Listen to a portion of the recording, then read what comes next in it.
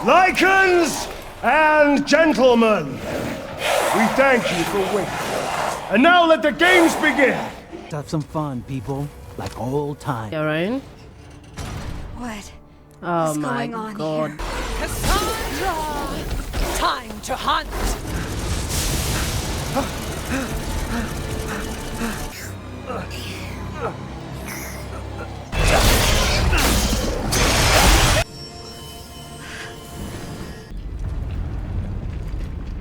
Bound for eternity in blood!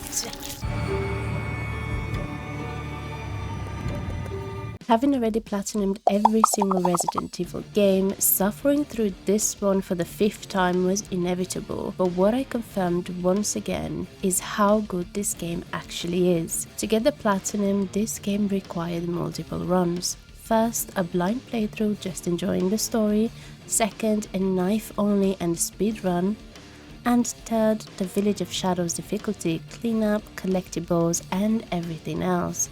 And if that wasn't enough, we also have the DLC Shadows Arose with its own challenges. So let's dive into the story of Resident Evil Village.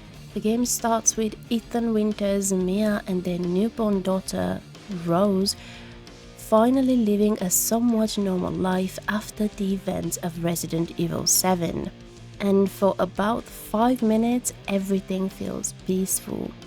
And then, after I managed to score my first goal of the day, Chris Redfield shows up, shoots Mia, kidnaps Rose, and turns Ethan's life into chaos all over again. And with that being said, welcome to Romania. And just like that, we unlock one of our first trophies, Crafter, for crafting an item.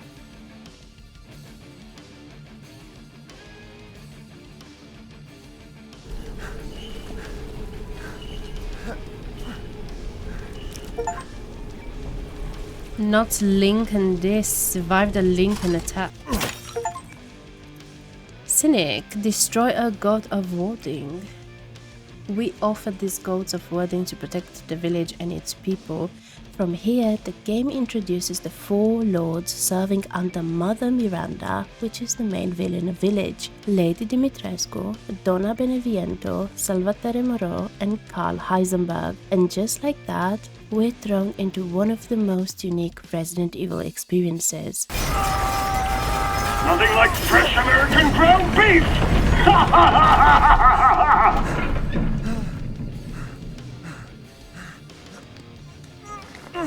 Too close. Wait, do those freaks have Rose? 4 lords escaped the mine. So I just want to know how Ethan doesn't wonder how is he alive after so many things.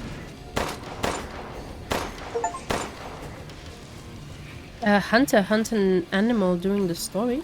Before everything really kicks off, we meet the Duke. And he is one of the best characters in the game. And he also becomes our merchant for upgrades, weapons, resources, and of course, Romanian meals. And he definitely had something to share with us for the Resident Evil fans. What are you buying? Just something an old friend of mine used to say. An old friend, huh? Welcome. Ooh, what you buying? You'll be slaughtering things in droves. Patron purchased something from the Duke in this story. But technically, did I? Because I got him for free.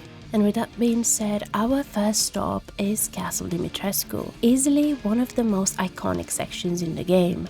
This spot mixes exploration, puzzle, and survival while being haunted by Dimitrescu and her 3 daughters. Let me string you up, slice your jugular, and just watch.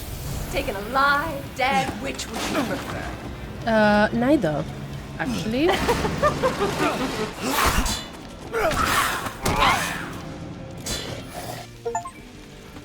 Push an enemy away after guarding in the story. This is push comes to shove.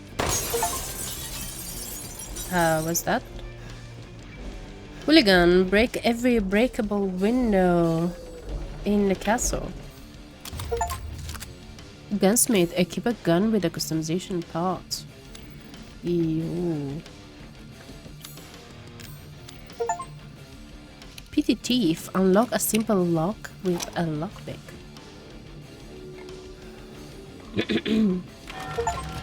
Hey, get the ball rolling, solve a labyrinth. Trick shot defeats an enemy from a long range. Eventually, we take down her daughter one by one before facing Lady Dimitrescu herself. And yeah, she turns into a somewhat of a giant dragon.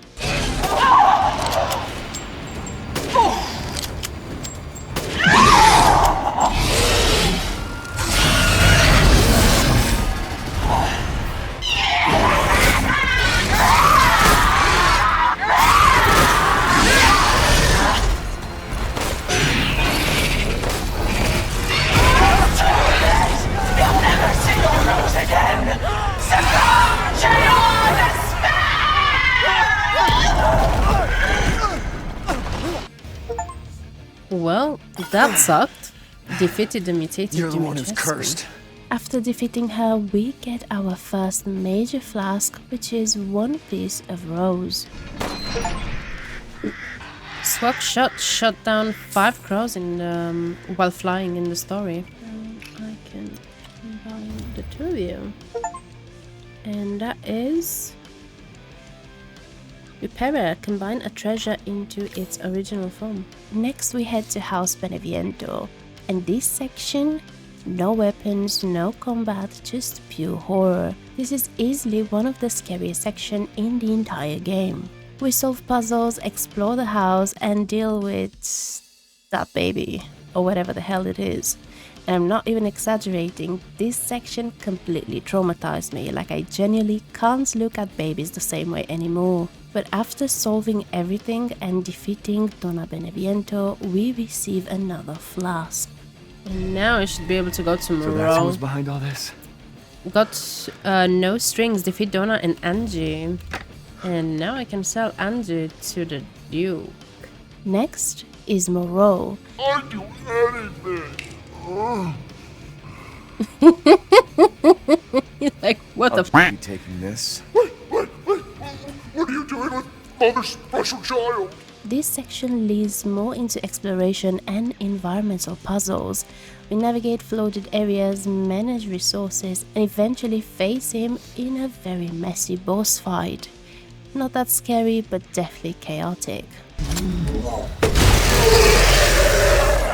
Fish out of water, defeat the mutated Moreau. I made them sleep with some liquor and then I put cadeau in their tummies. It's funny because cadeau means like gift in Romanian.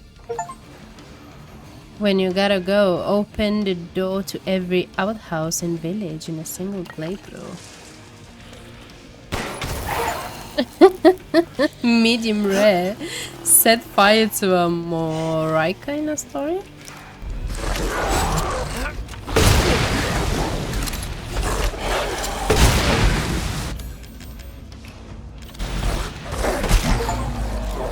Hey. Leader of the pack, take down the Vertolak Alpha. Ooh, fast reflexes. It was an article about some medicine company. I don't remember the name, but the emblem looked familiar. Is it umbrella? I wonder if it had anything to do with that man that stayed here all those years ago. Nah, I'm overthinking it.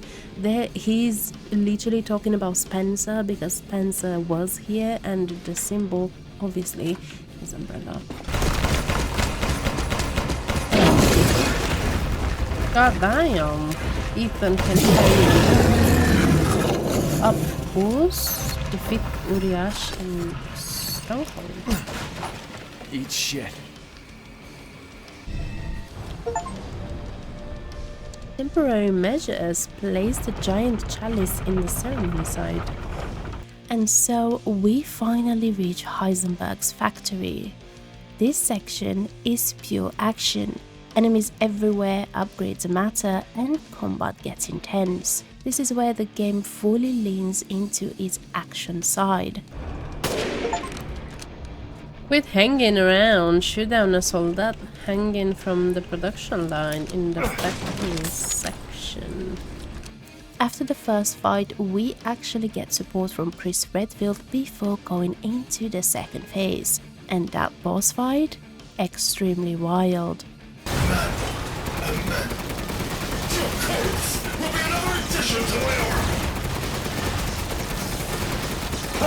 What's wrong, Ethan?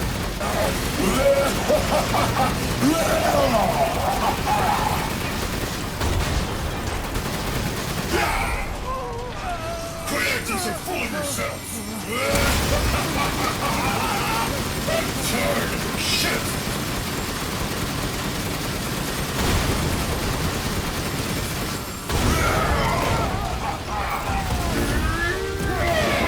And of course, Heisenberg also had something to say for the Resident Evil fans. That boulder punching asshole!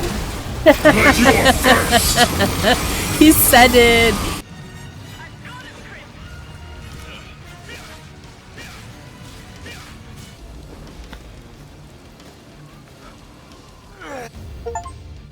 Crystal Heisenberg.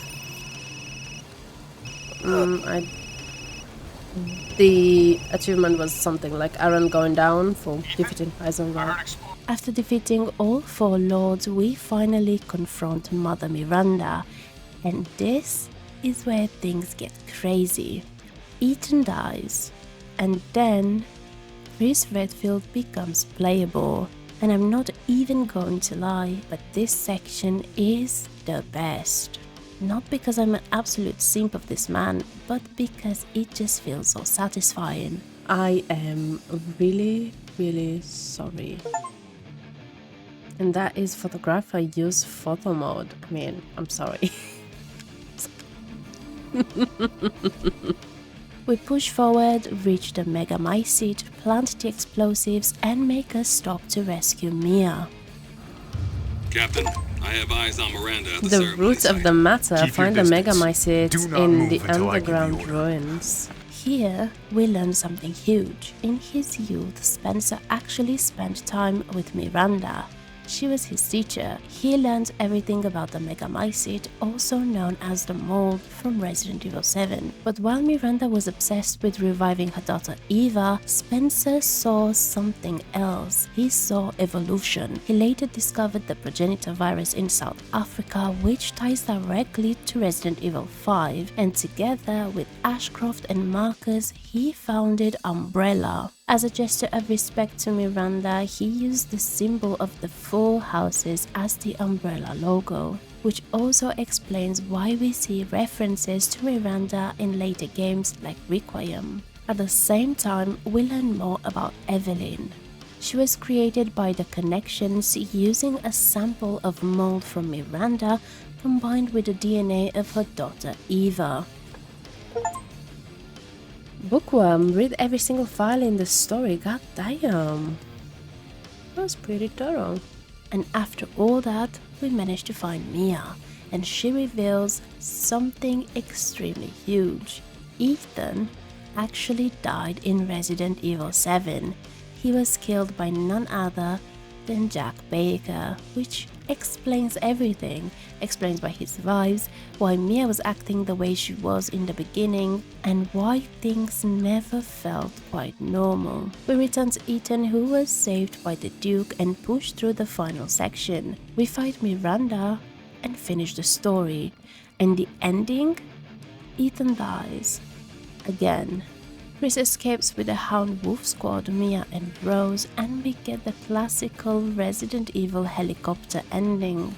But before we completely go into the credentials, we learn that Chris is operating independently because the BSAA has become corrupted and is now using bioweapons as soldiers, and that right there sets up the future events, including references we see later in Requiem.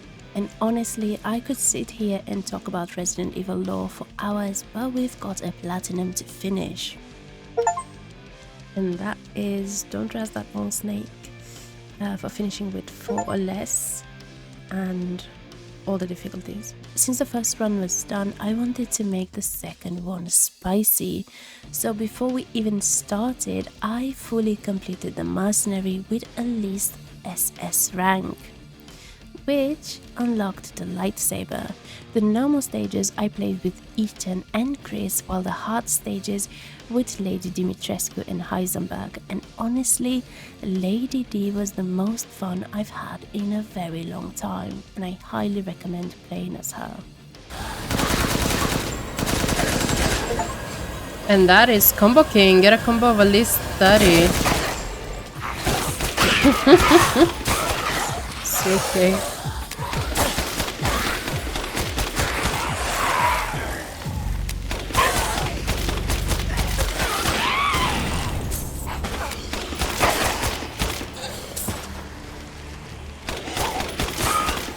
Okay, they're not okay. They're definitely not okay.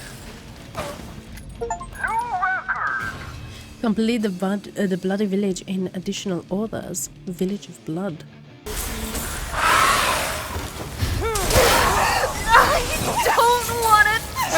Oh, one-shotted her. God damn. River of Blood. Complete the bloody river in additional orders. Cassandra! Time to hunt!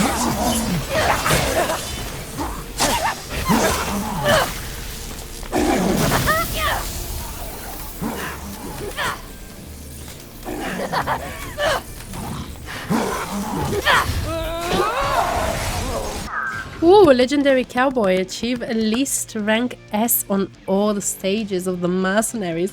Hell yeah, baby! And now it's time. Knives only, speedrun. This run was all about efficiency.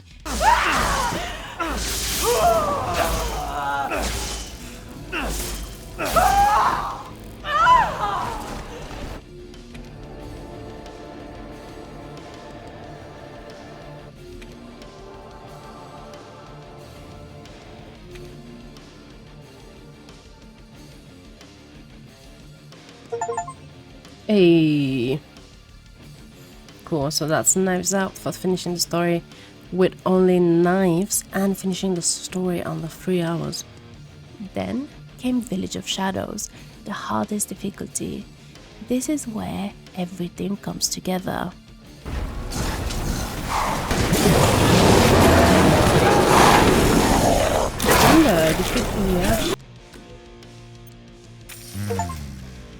Hey, lucky number 7, have 777 or multipliers of it.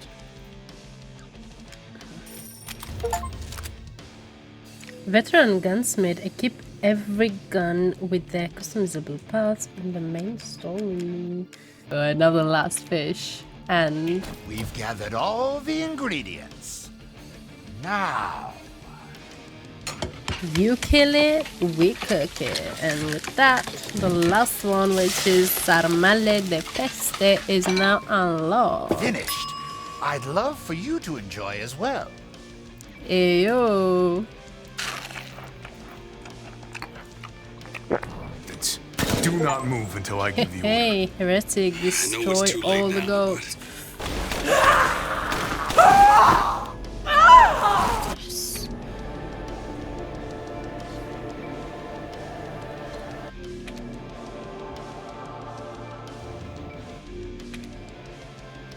And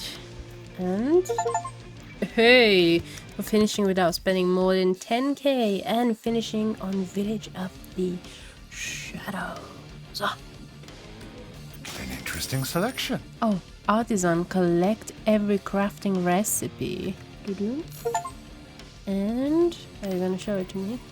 Inquisitor, create every type of item available in the crafting menu. But before we move on to the DLC, we also check the concept art and models for the remaining achievements. Art collector, view old concept arts. Doll collector, view all character and weapon models. And now, it's time for the DLC. Shadows of Rose takes place 16 years later, right before the ending scene with Rose at the cemetery. To complete it, I first did a blind run just to remind myself how the gameplay actually was, and the second one for the hardcore difficulty. The concept is actually interesting. Everyone who died near the Mega Mycete had their memories absorbed by it. And so, Miranda is still trying to revive Eva, but now she wants to create the perfect Rose as the vessel. The problem? Ethan is still protecting her, Rose is still alive, and she still has her powers. So Miranda manipulates her. She creates a hallucination of Canine, who's one of Chris' Wolf Squad members, and guides her into the Mega Mycete. And honestly, this DLC was really good. It leans into the horror, especially with sections similar to House Beneviento. We get puzzle gameplay, emotional story moments, and strong callbacks to Ethan. And it actually expands the story.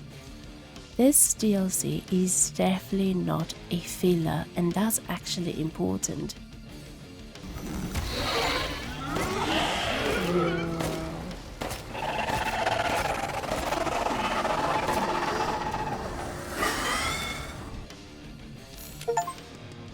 Craftmaster, craft every type of item in Shadows of Rose. But I want shotgun ammo, because that's the most broken one. That sun that shines inside makes you the perfect vessel.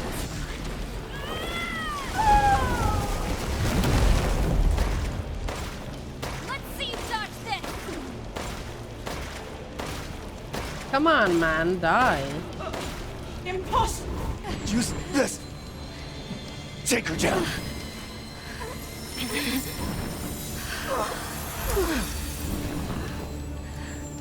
And yield your strength to me!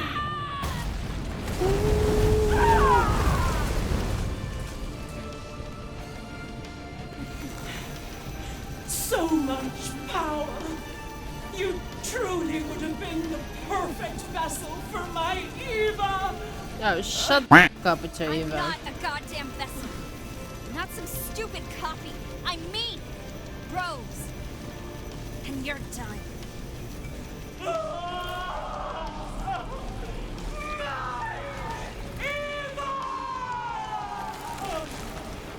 Hey, Dad. Happy birthday. You're a lot like him, you know?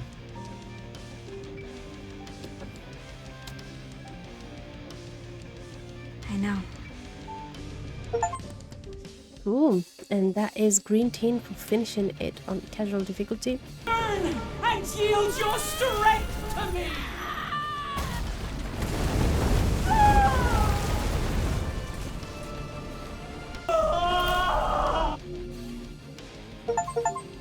Ooh, and that is finish it on standard and hardcore. So yeah, this was Resident Evil Village and the DLC Shadows of Rose. Overall impressions, I absolutely loved it. It was obviously a continuation of Resident Evil 7 Biohazard. It did include a couple of spoilers, but overall I first did it on PlayStation 5 as soon as it dropped. I did it again on PlayStation 5 as well, and then I did it 2 times. Well, actually, this is my 5th time because I did it 2 times on PC as well. So this is my official 5th time I fully platinum Village. This included, of course, both the platinum and the DLC. Because on PlayStation the platinum stops when you finish the base game, but on PC your platinum ends when you finish the DLC as well. Resident Evil Village is one of those games that does everything: horror, action, story, replayability, and even after multiple playthroughs I wasn't bored. And with that being said, I'm B. Marie. I platinum games for the story, the journey, and the emotional damage along the way. And if that's your thing, then see you in the next one.